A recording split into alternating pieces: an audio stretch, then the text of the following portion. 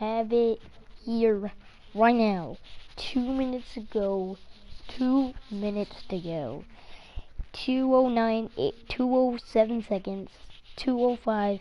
We could be seeing Soccer Skins coming back. Marshmallow. We don't know.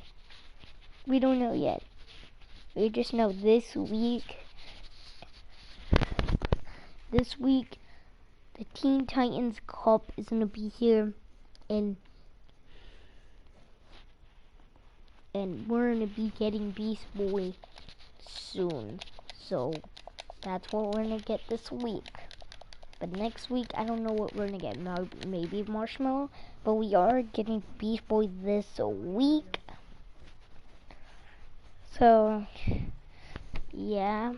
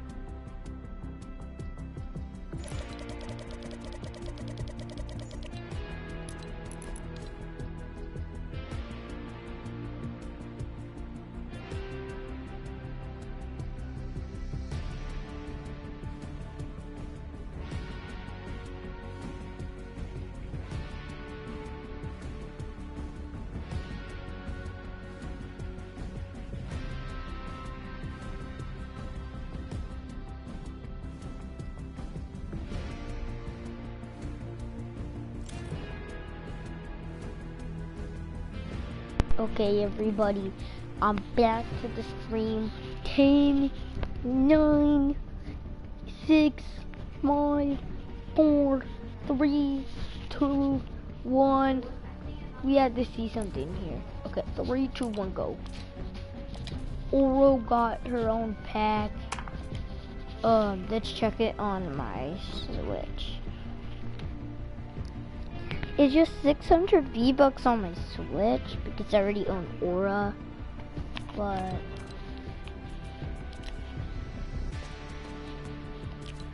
I'm going to be giving it to Clips, a lucky subscriber. I do give my subscribers 1 time a day, or when I have enough V-Bucks. So yeah, just keep the subscriber right there.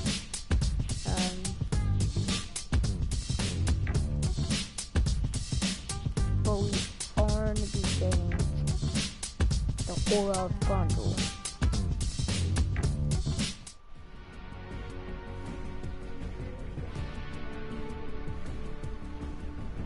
I mean,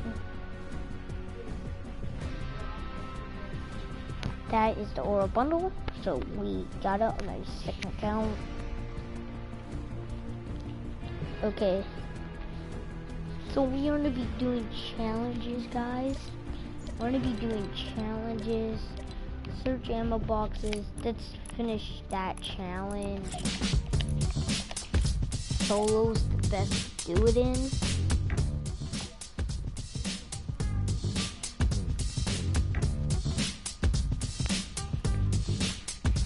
So I'll come back to my stream, but I'm going to be muting it. So I'll be right back.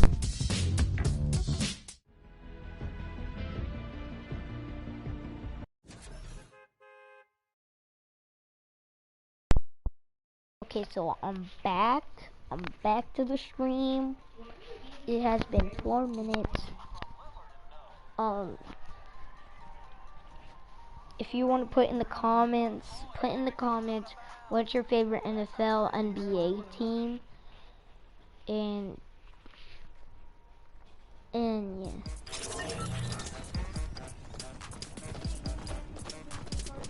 Like, please subscribe. Put your favorite sports teams in the comments. Basketball and football, just those teams.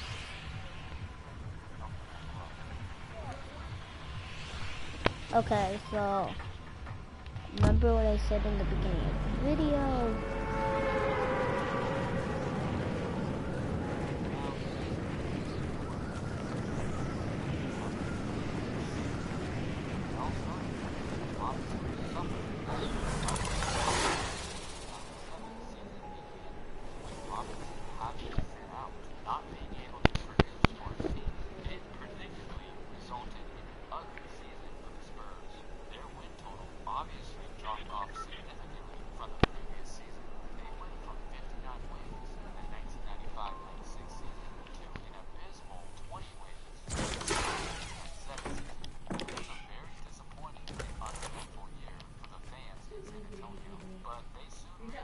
that that injury might not be too detrimental to the team like they initially thought, because it ultimately led to it also caused them to go out and find it. I'm sure by now you know who that draft pick and new head coach is. Tim Duncan and Greg Popovich. At first, they actually thought that the Spurs pulled off some sort of brilliant tanking strategy, but in reality, that down year was completely unintentional.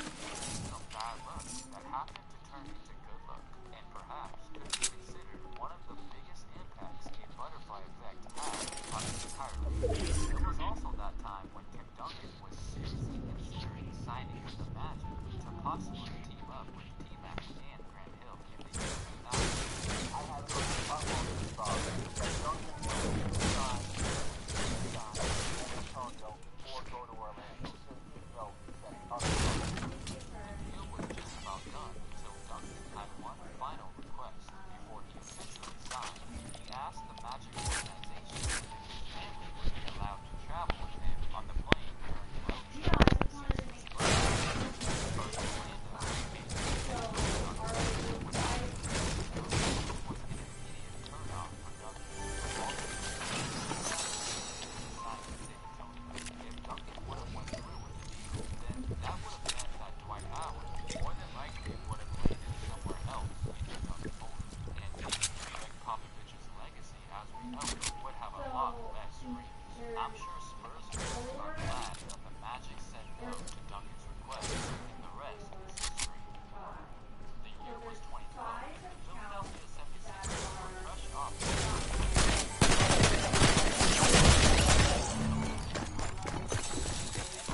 sent home to Boston Celtics in 7 games, but the franchise actually felt good about where they were headed, so they decided to go all in during the 2012 offseason. They were a part of a massive four-way trade where they had to give up Andre Iguodala, but in return, when the 4-team trade was all said and done, they got their hands on Andrew Bynum. Fans were ecstatic.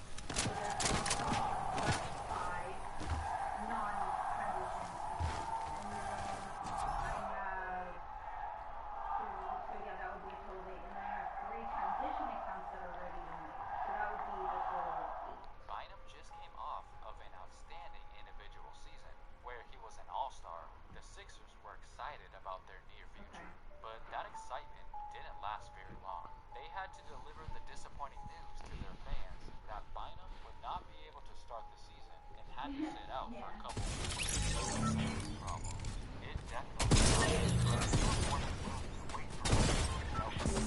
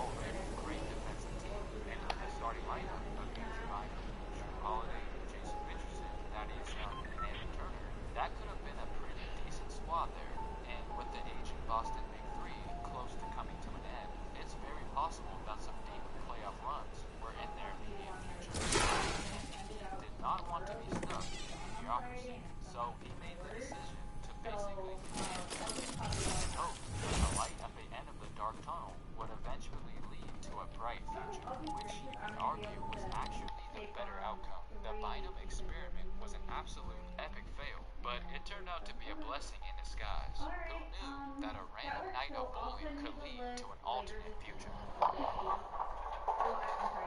In 2002, we witnessed a matchup that would become one of the most talked about series ever. Wait. Lakers versus the Sacramento Kings. Even though the Kings owned the number I already have it still felt 45. like David going A up bit against close. Goliath in this Western Conference Finals. And for the first half of the series, David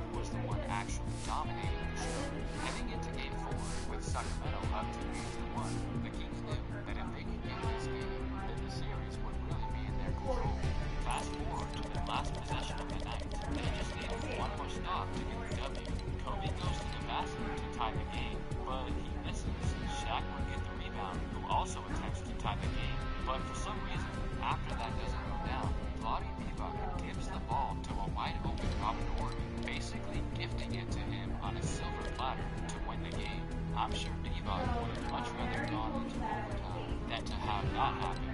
And let me remind you just how monumental that ill-advised tip-out was. Do you realize that if Horry misses that shot, then Sacramento would have gone up 3-1 in the series, and then probably would have gone on to win the series in Game 5 in Sacramento? I know this because the Kings ended up winning the next game anyway, so they more than likely would have eliminated the Lakers due to the momentum that they should have had. I know that the Denver Nuggets made 3-1 deficits look like nothing in these 2020 playoffs, but it's hard to believe that the Lakers would have came back, unless, of course, the referees got involved. Many believe that the Denver men, without a doubt, would have easily took care of business against the Nets in the finals, who were definitely not on the same level as them. That split decision to tip the ball out instead of just securing the rebound made a huge difference in the final outcome of that Western Conference Finals. 2-2, one shot away from being 3-1. Everything just stopped. And, that ball in the air represented our season. Even Kobe himself said many years later that he strongly believes that the momentum that the Lakers were would have carried on, possibly resulting in multiple championships. These fans always talk about how they wish they could use a time machine to go back to the very end of Game 4 to do it all over again. They call it the one that got away.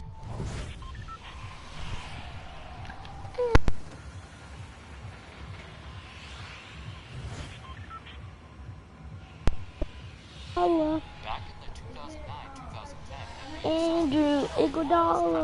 fantastic year with the Charlotte Bobcats. He was able to make the All-Star team and led them to the playoffs while putting up big numbers. After that season, the Trailblazers were impressed with Wallace, and they wanted him, so they went and got him. But he didn't quite perform like they hoped he would. All in all, he would only end up playing a total of 65 minutes. With the Brandon Roy era coming to an end, they were desperate to find a new partner in crime to go along with LaMarcus Aldridge. They knew it was time to rebuild. So, in the following year, at the trade deadline, Portland traded Gerald Wallace to the Nets in exchange for a first-round pick in that 2012 NBA draft. The Nets didn't think anything of it. They started off with a really good deal, but just like with the Blazers, Wallace was by them, and his time in Brooklyn didn't last very long. We all know that the Nets then sent him, along with Chris Humphries, a few other players, and a boatload of draft picks to the Boston Celtics for Kevin Garnett, Paul Pierce, and Jason Terry, which eventually was remembered as a huge mistake. And what makes it even worse is that the draft pick that they gave to the Blazers, which transformed into the number 6 selection, would turn out to become a franchise-altering player. With the 6th pick in the 2012 NBA Draft, the Portland Trailblazers select Damian Lillard I didn't even know. State University. Blazers then offered Paul Allen, ushered in a brand new era beginning in 2012. Not only did they get their hands on Dame, but they also ushered head coach Terry Stotts. So, to put it simply, if it wasn't for that one bad season Gerald Wallace had in Charlotte, then we quite possibly never would have got the Blazers we see today. And since I'm a huge Blazers fan, I might as well take this butterfly effect even further and point out the fact that if Lillard ended up actually becoming a Brooklyn Net instead, that he would have been playing in the Eastern Conference, then maybe Russell Westbrook would still be in OKC, because Lillard always free. alright, Dang. guys, you know what they say. Everything happens for a reason. You just never know the infinite amount of possibilities one single moment can lead to. Okay, now I want to know some NBA butterfly effects that you think should have been in this video. Make sure to comment down below. Thank you. CeraVe, what your skin craves. Fortnite officially launched just over 3 years ago, and it's safe to say that there's a few things you probably didn't know about it. But a few is lightweight numbers. Today, Top 5 Gaming presents 100 facts you didn't know about Fortnite. While we're on the subject of free-to-play games, huge thank you to Monster Legends for sponsoring this video. For a mobile game, they're really taking it to the next level by letting you collect hundreds of different monsters, which is available on both iOS and Android. Not only can you breed monsters to raise your own little monster babies, but you can also use them in incredibly cool PvP modes. Seriously, there are special dungeons and an incredibly cool adventure map that you can take them to test how strong they are. Maybe little Timmy over there is talking trash and thinks just because he has the insanely rare laser beam monster that he's better than you. Not today, Timmy, because you can even battle against your real friends and put those little monster babies to the test. And if that ain't enough for you, don't miss out on the crazy events every week. I mean, I'd recommend downloading it ASAP as you don't want to miss the 50,000 food, 300,000 gold, and the Thundernix monster by clicking the top link of the description. In-game, all of this stuff is worth $18, but they want to hook it up for all the top 5 gaming fans, so it's free for you right now. That's really awesome. 100 facts you need to know about Fortnite. If you're a fan of the OG map, don't fret, because the standalone developer is working on an OG version of Fortnite with the original map. Awesome. But speaking of fan editions, Epic Games only added the ability to thank the bus driver after a petition got a ton of signatures. Whoever said that Epic doesn't listen, well, that's not to say all their ideas are good, though. Fortnite actually wasn't the original name for the game. In fact, Epic Games' working title for Fortnite was Vendor Tech Save the World. Thankfully, they changed that, though. Something Epic isn't allowed to change, however, is Salty Springs. They can't move it to go live until 2023 because it would break the metaverse. Epic is very dedicated, which is why when Epic began its lawsuit with Apple and had Fortnite removed from the App Store, it lost 160 million accounts. This means Apple vs. Epic led to their player base being cut by almost a third. Yikes. A cool Easter egg on Chapter 2's map is that the center island, where the agency and authority stood, is the exact same shape as the entire Chapter 1 map. This was intentional, but rocket riding was not. It was a glitch that players discovered a few years back, but Epic loved it so much that they decided to keep it. It's not the only thing they decided to keep. Over on the Fortnite subreddit, moderators are notoriously strict, and banned the word cube for some reason back in Chapter 1. So this led to everyone calling him Kevin instead, and since then Kevin has been his official name. But speaking of Reddit, the reason that you can zoom in and out of the map in Fortnite isn't because Epic used their brains, but instead listen to a Reddit suggestion for someone. Us players aren't that smart though, because Eric Williamson from Epic still claims there are Easter eggs in Fortnite that no one has found yet, so keep looking. And you gotta be surprised we haven't found the Easter eggs yet, considering how many of us there are. Did you know that the Travis Scott event had a total of 27.7 million players and was viewed over 45 million times? Yeah, I think we need another concert. Speaking of Travis, his astronaut skin is actually based off the inflatable astronaut at his Astroworld tour shows. The more you know. If you think the Infinity Blade and Zapatron were bad, then you might not know about the Eye of the Storm Tracker. This thing was the fastest item vaulted in history, being in the game for just 30 minutes and never returning. It came back as the Storm Scout sniper rifle, but even that was vaulted and has yet to return. Moving to Apex Legends, interestingly, the supporter creator code that YouTubers and creators get got a 4 times boost the same time Apex Legends released. Yeah, it looks like Epic was really worried about that game. But did you know that Epic also borrowed the idea of the reboot van from Apex Legends? And they also stole the pinging system too, but Apex was too good not to borrow. Apex wasn't the first to everything though, as Fortnite has actually been around since 2011, before Battle Royale even existed. And speaking of time, over 10 million years of Fortnite have been played. This is more time than the humans have existed on Earth. This is paired with the fact that there are over 350 million Fortnite accounts. And this means Fortnite has more users than Netflix. It goes further with Epic ripping real items onto Earth a few years ago to mark the beginning of the metaverse. It's just a big part of their plan, and they actually work seasons in advance, so they're probably planning Chapter 2 Season 10 as we speak. The metaverse is bigger than you think, with Palpatine's line in the Star Wars event being canon in the films. However, you can only hear it in Fortnite. So yeah, Star Wars and Fortnite, same canon.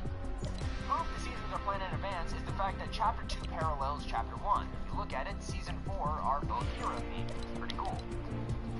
The skins have some hidden lore too. Tomato Head was actually created by a fan. While we're talking about skins, Ludwig's clock back bling also tells you the real time in game.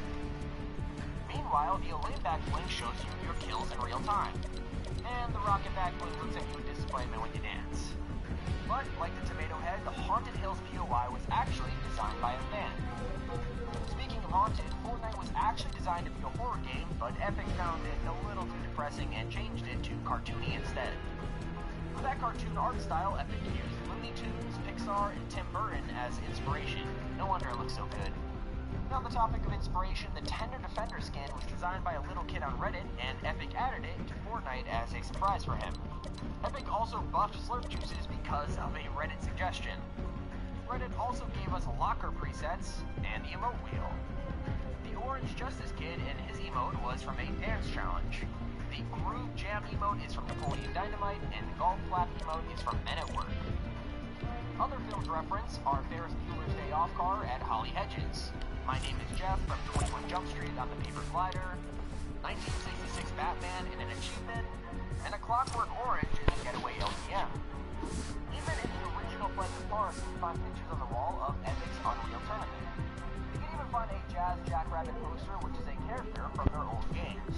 The Infinity Blade is also from one of Epic's old games. I'm not surprised we have a Marvel season though. Fortnite made more money in April 2018 than Infinity War made on its opening weekend in the same month. But this season wasn't the only Marvel crossover. We had one with Thanos for both Infinity War and Endgame. Like in Endgame, Captain America is actually the only person who could wield Thor's hammer in Fortnite. Speaking of crossovers, John Wick has been in the game for ages as a bootleg skin, and then finally got an official crossover just a few years later. But Epic's not all fun and games. It's actually sued people for cheating in Fortnite, even 14-year-olds. So moving on, there have been some cool minigames in Fortnite, from the Konami Code minigame during the end event, to the 8-bit skiing game on Deadpool's computer. It's all there. They even added a jump scare prank for Fortnite Bears last year, where a zombie could jump out of a dumpster and scare you. Epic also pranked us during April Fools, where they gave everyone super jump with boogie bombs and impulse. It was hilarious. Now let's go over to Fortnite China, which is completely different to regular Fortnite. Some skins are banned or changed, and there's even a storm shield bar instead of health. It also has time limits and lets you leave the game early if you have the most kills. If you're a pro though, you might have used the visual audio feature every so often. Well, this was added for people with hearing impairments and ended up being useful to everyone. Something that never got into Fortnite, however, was a cancelled It crossover that had teasers, but it never came to fruition. You could say it was like an Easter egg, but there were leaked skins for it too. But an actual Easter egg is one at Steamy Stacks, where you can find a pink donut referencing Homer Simpson.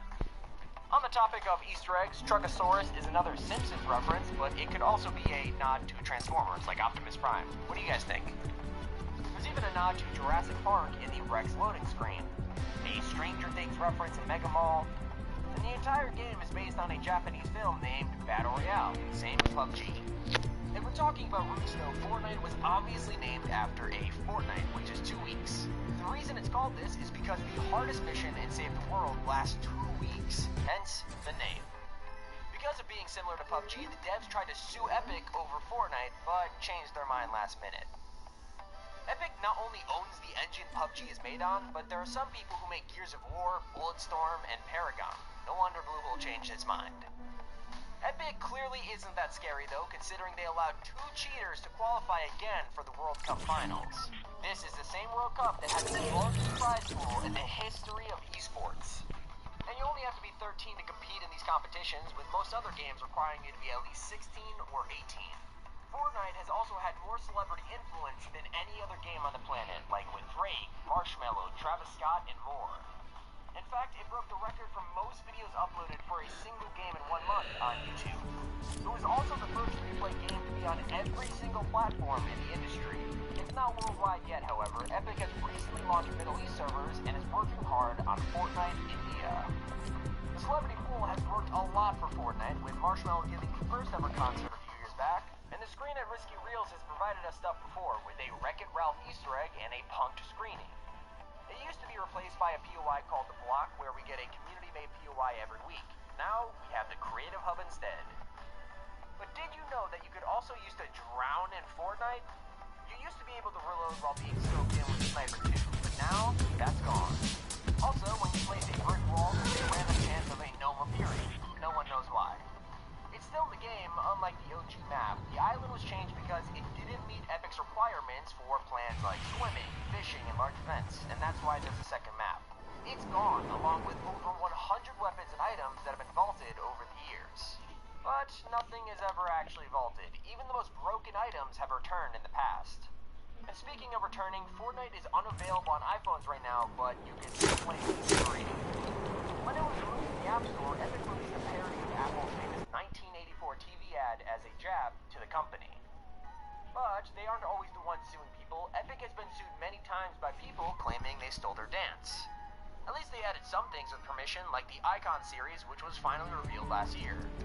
Things we're still waiting for, though, are Save the World's release, considering it was actually meant to be free to play in both 2018 and 2019. However, now they have discontinued updates for the mode to focus on Battle Royale. Epic, though, aren't exactly trustworthy. I mean, they once said that they'd never add vehicles, and we've had 12 since. It feels like an entirely different game with vehicles, and so did an old test mode early in Fortnite that had absolutely no bloom. It was never tested further, by the way. 10 facts left. Did you know that P-Self once accidentally killed a friendly random in Fortnite, and Epic actually added a gravestone in their honor? There's also a Fortnite version of Monopoly. It's out there, you can buy it. If you want an even cooler fact, just look at the minigun. When you pull it out, it unfolds like a briefcase. Also, the helicarrier is a 1-to-1 replica from the films for all you Marvel fanatics out there. There also used to be a bug with a Star Wars pickaxe that did ridiculous damage. These facts might not be very useful, or are they? Fortnite was once featured on a final championship. The defendant teacher had a bet, and guess what? It won. If you remember Season X, you probably know it was the lowest point in Fortnite's history. People were very unhappy with Max. Recently, though, you may have spotted Midas is based on King Midas of Greek mythology. Midas is voiced by Matt Mercer, the voice of McCree from Overwatch, and John Jones is voiced by Troy Baker, who also voiced Joel from The Last of Us. And the final fact, Battle Royale was actually supposed to just be a side mode to save the world, and it was created by a small team of like 5 or 10 people. And that's 100 facts you didn't know about Fortnite. Once again, make sure you check out Monster Legends by clicking the top. Who can take a sunrise? Do. I love that.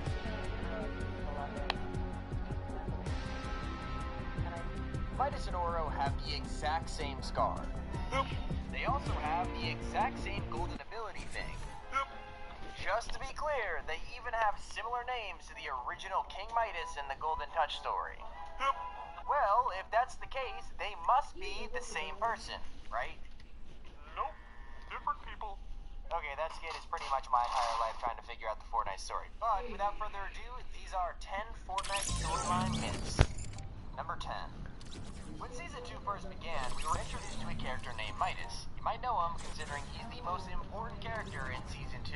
Here's the thing. There's a character who's existed longer than Midas that's been a huge mystery for a very long time. Season 1, a skin was leaked in the files called Oro, the Golden King.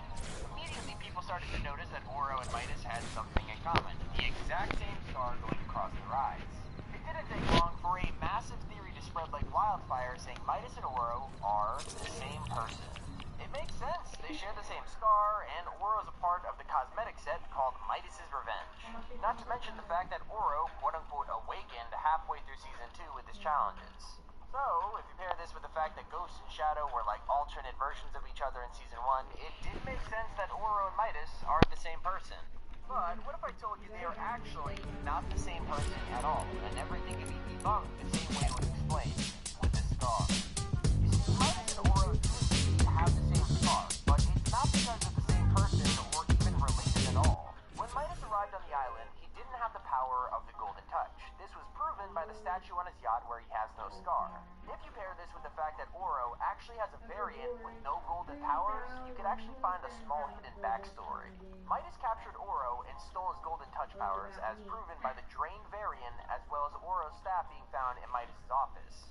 Oro was also found in the Shark prison owned by Ghost, as you can find a calendar on the wall which highlights the exact days that Oro's awakening challenges were live. I mean, also just to spoil it, the description of the Midas's Revenge set is literally harness his power and get revenge now, which kind of nails the coffin. Because of this, as well as the fact that there is no evidence at all of Oro and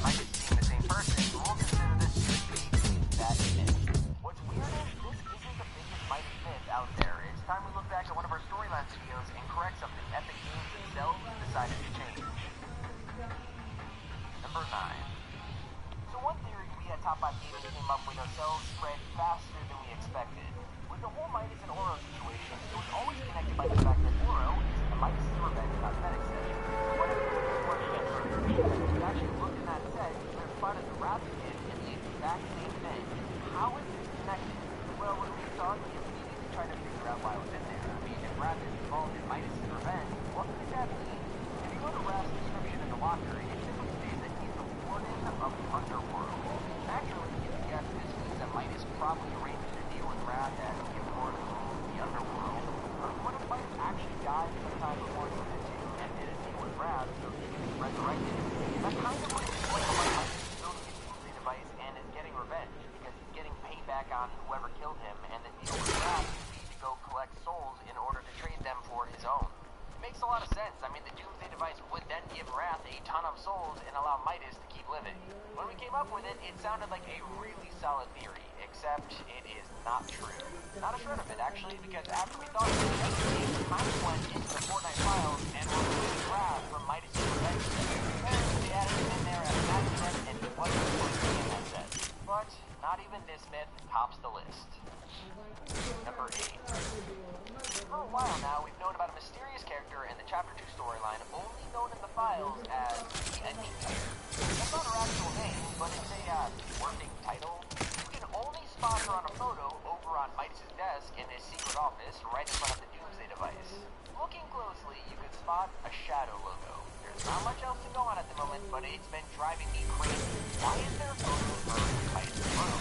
Don't you think it's weird that a Shadow member's picture is on the Me desk done of with the what? leader of Ghost? Well, if you didn't know by now, Midas is actually inspired by an old Greek legend, one of King Midas, an ancient ruler who was extremely wealthy but also greedy. Despite being rich, Midas wanted more, so he wished for everything he touched to turn to gold. He touched all the roses in his garden as well as his palace, and everything turned to gold. At first, King Midas in the legend was extremely overjoyed with his newfound power, until he soon realized he could not have food or drink without it turning to gold. Very quickly, it became a curse. In some versions of the story, that's what it ends. Midas can't eat or drink, and he dies. But one of the most popular versions of the tale tells about his daughter, who goes to hug him and is turned to gold himself. Because of that, many people believe that the Engineer was Midas' daughter, and he has a photo of her on his desk because he might have turned her to gold and is getting revenge on the person who turned him with golden desk. It makes perfect sense until you realize that Fortnite Midas isn't exactly mythology Midas. First, the legend is about him being cursed with a touch, while in Fortnite, Midas stole the powers from Oro, the Golden King.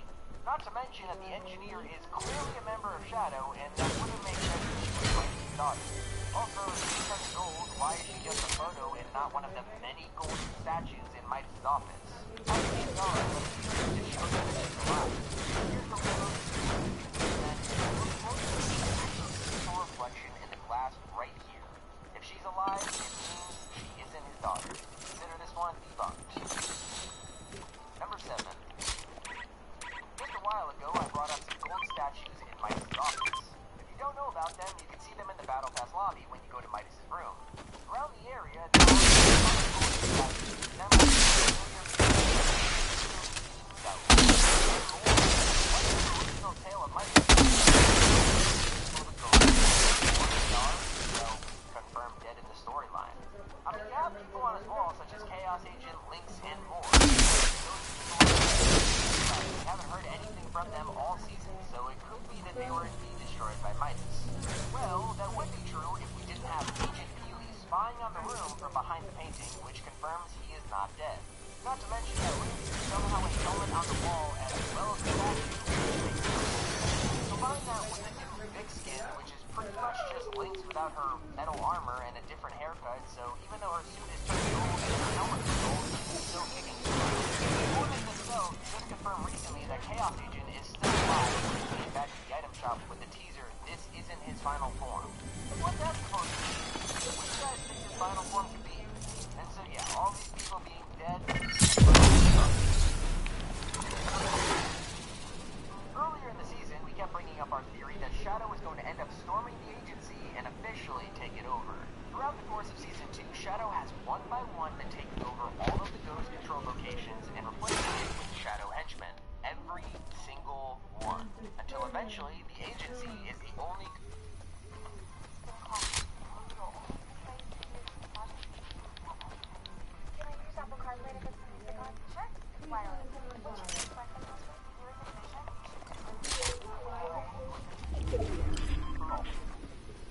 ghost territory remaining.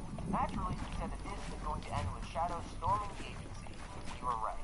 A few weeks ago, Storm the Agency challenges went live with a loading screen showing this exact thing, but the agency itself remained unchanged. And even though there were actually leaks in the files of a Shadow-owned agency, this issue right here is on that no control.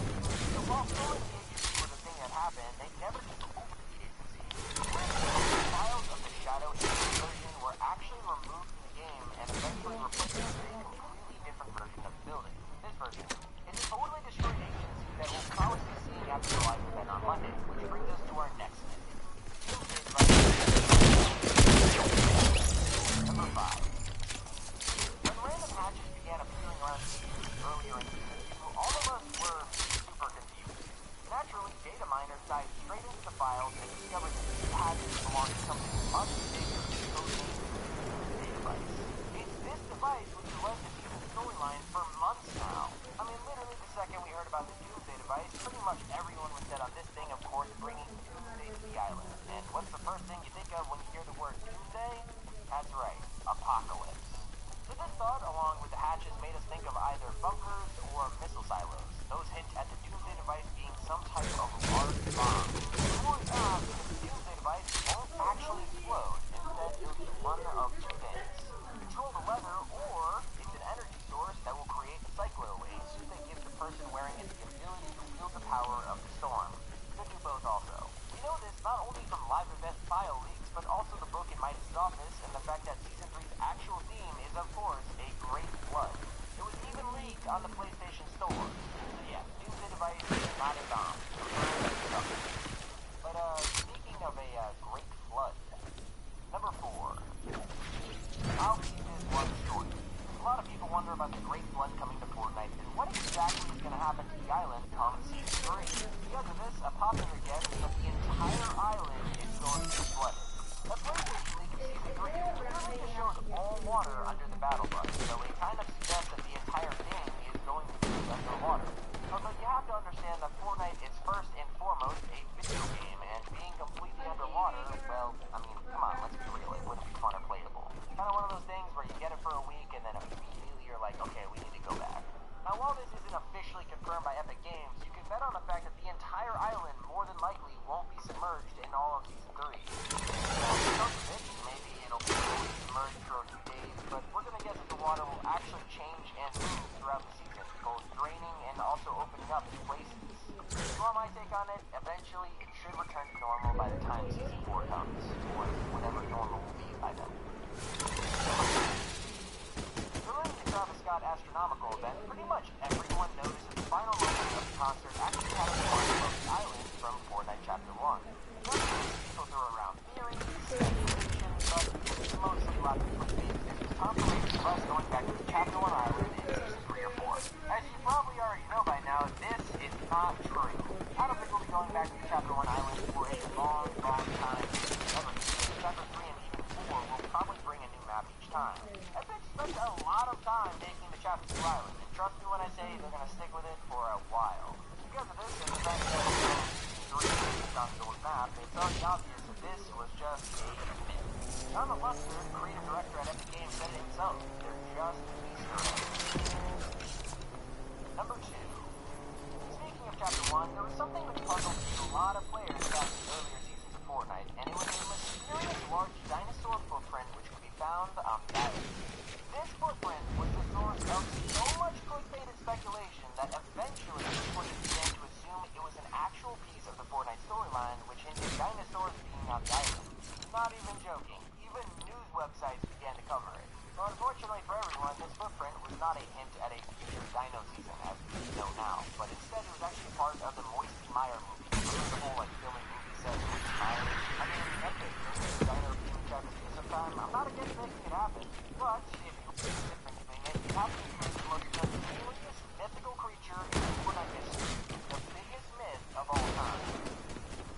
Number 1. If you've watched Fortnite videos talking about or speculating about the Kraken. It wasn't to show up any live event.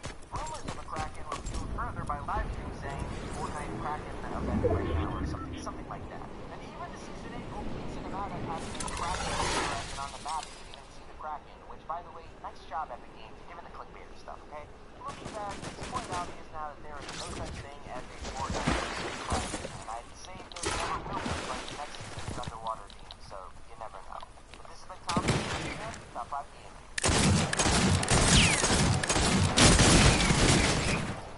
This is the Tommy at Top 5 Gaming. This is the Tommy at Top 5 Gaming. Oh, is it Russell Westbrook or is it Kevin Durant? At Connections Academy, our supportive community helps shape confidence for students by sharing knowledge. This one. Are you? Fortnite Island is on the verge of collapse, while the secretive Imagined Order desperately tries to stabilize and gain zero points. The last resistance, and while it failed, our salvation has come at a cost. 0 Point is now exposed to people like myself. Agent Jones has been instructed by his boss to engage 0 Point, hunt down those trying to escape, all while keeping below the radar to not alert the 7. And with that, I take a deep breath and welcome back to part 1 of the Fortnite 5 storyline display. I'm sure you're probably confused right now, I think we all are. But we'll break this down for you to understand, like explaining what the Imagined Order is, what Agent Jonesy really wants, and how the Fortnite Island will be changing as soon as the next game. And all this wouldn't have been possible without my friends Game Shed John and Squatting Dog for helping me out with this video. But as a great storyteller, as always, start from the beginning, cover, last season, we had this great connection war between Galactus, the Avengers, and the Fortnite Island, and 0 Point. This thing right here, 0 Point, is an orb of energy that holds together the fabric of time and space. The black hole that brought us all here in the first place. After fighting Galactus, Tony Stark and the rest of the crew went back to reality, but the threat was far from over. The responsibility of 0 Point was handed over to someone we've seen before, but not fully understood yet. As the walls begin to crumble around him, we watch John Jones wake up in a panic. And this is where season 4 ends and the current season begins. Right now, the show is exposed. I can see the grand Fortnite world. That is the order.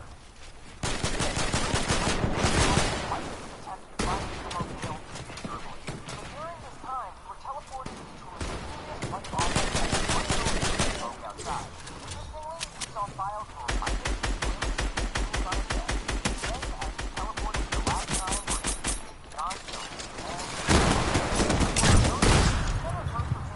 saw the office again until 3 seasons later. After Galactus was defeated, we returned to John Jones' office on the phone of his superior. People were running around in the background,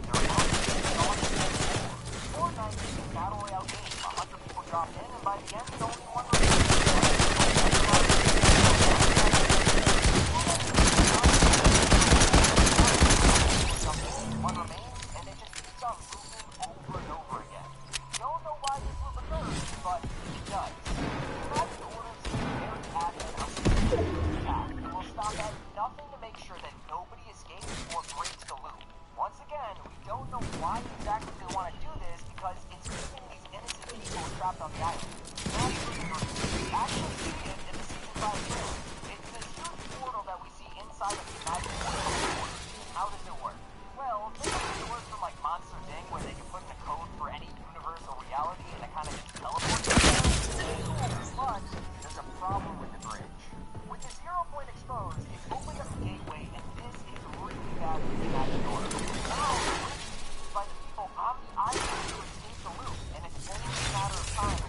decide to leave.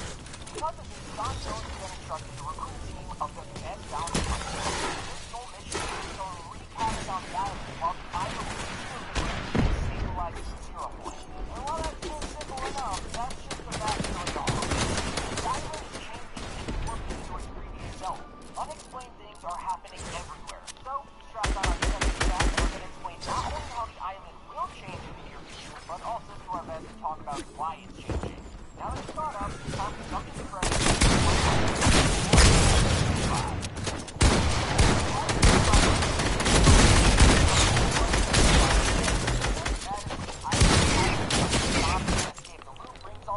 problems for the imagined order, and so to help maintain peace, they have sent IO guards around the island that'll attack you on sight. But they aren't the only NPCs around the map, because Season 5 has given us over 40 characters to talk to on the island, and they've given us huge storyline drops, especially a familiar face from Season 9, Bunker Jonesy.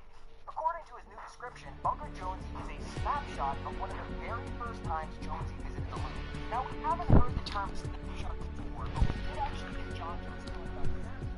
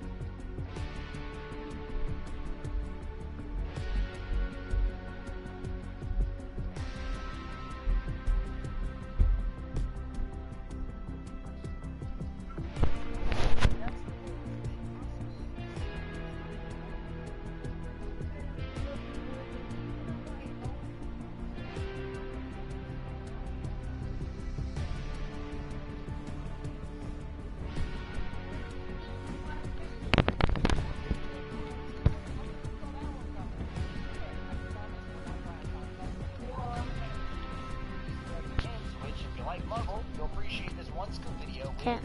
Every Marvel Easter egg in Fortnite Season 4. And if you don't drop kick the like button, female fishstick will be the only one who wants to be your prop date. Trust me, Tico wouldn't appreciate you stealing his girl like that, so I wouldn't risk it. But, before we begin, have you ever wondered how to learn to become a YouTuber and edit videos like ours? Let's talk about Filmora, one of the easiest beginner editing tools that any of you can easily pick up simply by watching some of the numerous tutorials online. Let's watch how easy it is to drag and drop stuff like this clip of good old Fresh. Alright, so go ahead and drag this into the program. Maybe I'm thinking we had a cool transition maybe to the beginning so it opens up looking awesome. What about a sound effect when we actually open the Gax Fred, right? Wait, what? Don't understand this. Sorry, Fred, we gotta do it. Yeah, okay, you're gonna try to make this Alright, well now let's go ahead and mute Fred so we can't complain anymore and I can keep editing this clip. And yeah, it's simple as that. Filmora has a huge library of video effects, transition, and filters that really help you on your way to becoming a YouTuber. If you guys are interested in being YouTubers, click the link in the description to try it out now. Coming in at number 15, we have the Berserker Barrage. Alright, there are some really cool hidden details spread across every part of the new season. You find that in tons of places and wouldn't even think to look. If you go into the Wolverine Rewards for Season 4's Secret Skin Challenge, you might notice that the spray cosmetic is titled Berserker Barrage. But what exactly does this reference to? Well, it's actually an Easter egg referencing a move in Marvel Marvel vs. Capcom. People wouldn't actually see a move called Berserker Barrage. This little nod to Marvel vs. Capcom kind of just shows how nerdy Epic Games can be. But that's barely scratching the surface. Wait till you hear about number 14, Shield's Floating Fortress. The helicarrier is stacked with hidden references, Easter eggs, and even hints to upcoming Marvel skins. Of course, this thing is a direct one-to-one replica of the helicarrier from the Avengers films. Every little detail is copied exactly from the movies, so you can be rest assured you're actually getting the real deal. In the center of the helicarrier, there's a command center which plays a hidden recording when visiting its battle lab. Not just that, but you can find bolts inside, implying a few parts. This is hardly more evidence that we'll be seeing the helicarrier as a usable POI later in the season. Somewhat similar to the floating island where it constantly is moving around the map until it reaches its final destination. Well, anyway, back on subject, one of my favorite Easter eggs inside of the helicarrier is a small eye patching we found in the command center. Right there at the desk is Nick Fury's eye patch itself. If you don't know much about Marvel, then Nick Fury is the guy who Samuel Jackson plays in the MCU. He's the leader of S.H.I.E.L.D., people born twin jets and helicarrier, and he's the guy technically who created the Avengers. This Easter egg kind of proves not only will we get the helicarrier as a POI, but Nick Fury will possibly be coming to the game as an item shop skin or a henchman boss. Maybe both. It's almost definitely going to be Nick Fury's key card that will be required to open the vault as a POI. I can't wait to see the skin. I just love Jackson. That would be cool.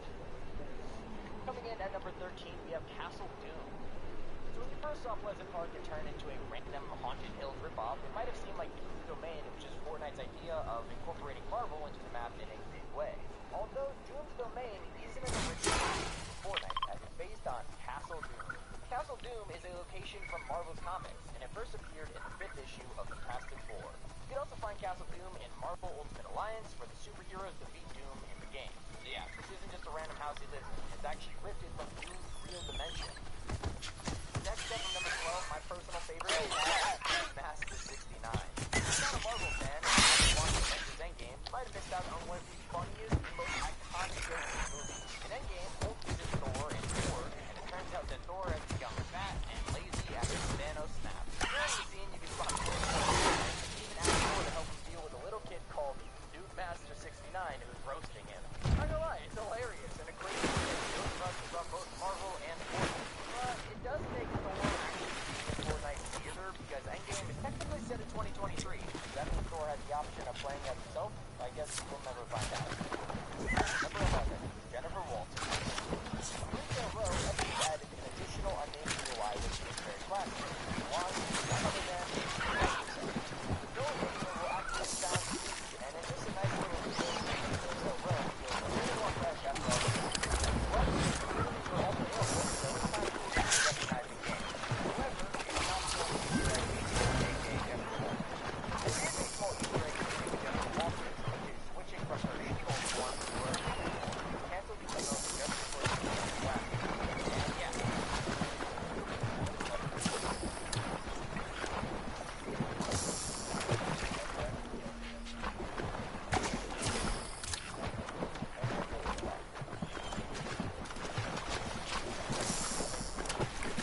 She actually doesn't wear the glasses. I don't know what to do with that information, but you now possess them. Next up at number 10, we have Tony Stark's cabin. So speaking of Easter egg building, Tony Stark in the MCU brought with it a pretty special house for those who love the Avengers movies. In Avengers Endgame, Tony Stark retires to a lakeside cabin where he eventually comes up with a way to time travel. This cabin can actually be found in the Stark Industries POI, with the house on the lakeside and has a secret bush entrance to a garage facing the glass outside. It's a really nice nod to the film, and I expect to see more hidden references like this in the map updates throughout the season. Number 9, Fast and Furious. So we've got quite a few POIs scattered around the map. We have Grandman, Election,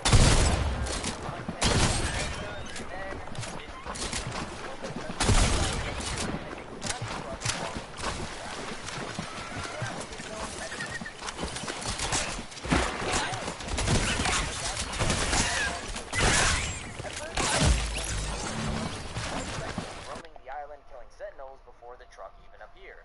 So, this could actually be a hint to Venom due to his ability being in the game already. Black Panther has a POI, and he has an ability in the Marvel. This truck is most likely a hint to Venom. Although, Venom isn't a mutant from X-Men, but instead Spider-Man, so this truck could also belong to someone else. I mean, we know Blade just came out when the new update dropped, so it's possible it was him all along. Once again, I guess we'll have to wait to find out. Coming in at number 8, we have Fortnite OG Endgame Easter egg. So before we had the Marvel season, there weren't that many Marvel-related Easter eggs in the game. Although, back when the first ever Marvel LTM was added, it involved Thanos and his Infinity Gauntlet. This mode came out again around the time that Stan Lee unfortunately passed, which, by the way, RIP, absolute legend, and because of that, the Endgame LTM actually included a tribute to him. When you want to match up the Endgame LTM, text would appear at the bottom of the screen that said the word Excelsior as a homage to Stan Lee and a final tribute to honor him. It's a really nice thing that Epic added, and a cool Easter egg to look back on over a year later, now that we have a fully fledged season based on a ton of characters he was the one who created. Next up, we have a Captain America Easter egg for number 7. Speaking of paying homage, Fortnite has added a very cool secret into the Battle Pass for this season. For those of you who watched Avengers Endgame, and if not, spoiler alert, you'll definitely remember that Captain America was revealed as worthy in the movie. This means he is the only other person in the universe who can wield Thor's hammer. So, to pay homage to this, Epic Games actually allow you to equip Thor's hammer as a pickaxe as Captain America, despite all the other locked items only being for the original skin in the set. It's a nice touch, but I just wish they'd let us use all the Marvel items with any skin, truth be told. Number 6, Black Panther. So I mentioned earlier that there is of course a monument on the map for Black Panther, but it's not just a random monument that Epic cooked up to tease him coming to the game. Just like Doom's Domain, the Black Panther monument is actually based on something from the character's origins. In the Black Panther movie, he gets his own monument built into a mountain, which is pretty much identical to the one we see in Fortnite. It just means that Tony Stark ripped the monument out of the mountain and ripped it into game. So, I wonder when we'll finally see the Black Panther skin. It should be any day now, but in the meantime, something more interesting to talk about is number 5, the Sentinels. So if you've seen the Sentinel Graveyard on the map, or if you've unlocked Wolverine's trophy as a backbling, you probably wondered who the heck these massive robots are and what they have to do with the Fortnite storyline.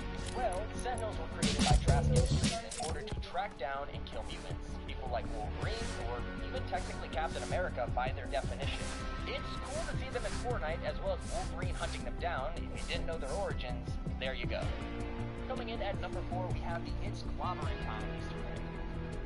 If you take out an enemy in Season 4 with a pickaxe, you'll receive a special achievement. If you view it in the achievement section, you'll notice that it's called It's Clobbering Time. It has an icon of the Fantastic Four logo. This is a reference to the Thing and Fantastic Four, and is either a small Easter egg or a hint at him coming in the future. Probably the first one, though. Could we see the Thing as an item shop skin? I mean, probably not. I would be rooting for a Blaze skin instead, and that'd be awesome as a skin, but probably not as cool as... Number 3, Spider-Man. Another achievement in the game with a cool Easter egg is one if you pull a player with a harpoon. Doing so will give you the whip. Is that how you say that? Whip? Anyways, moving on. It has a Spider-Man icon on, okay? It's Spider-Man. It's almost definitely hinting at a possible Spider-Man skin in the future.